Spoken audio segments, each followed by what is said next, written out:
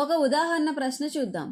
మొదటి బహుపది 16x plus 14 minus రెండవ బహుపది 3x² plus x minus 9ను సరళీకరించండి.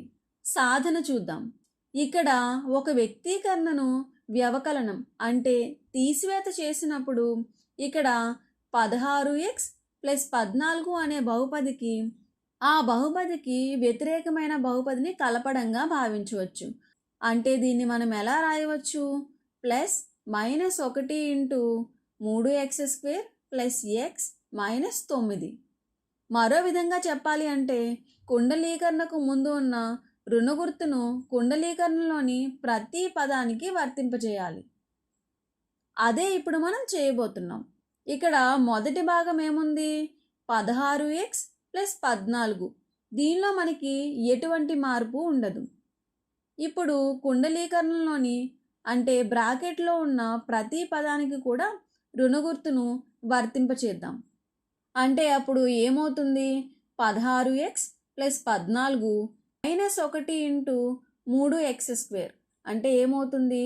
Minus 1 into 3 అంటే మైనస్ 3 x² కాబట్టి మైనస్ 3x².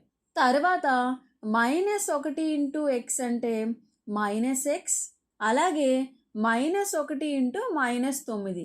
ఇక్కడ మైనస్ ఇంటూ మైనస్ అంటే ప్లస్ మరియు 1 ఇంటూ 9 అంటే 9 కాబట్టి ఇదేమవుతుంది? ప్లస్ 9. అందువల్ల ఇది ఏ విధంగా మారింది? 16x plus 14 minus 3x² minus x plus 9. ఇప్పుడు మనం చేయాల్సింది ఏంటి?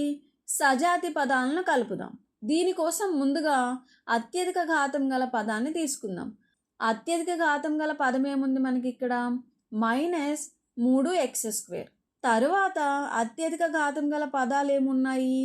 16x మరియు మైనస్ x.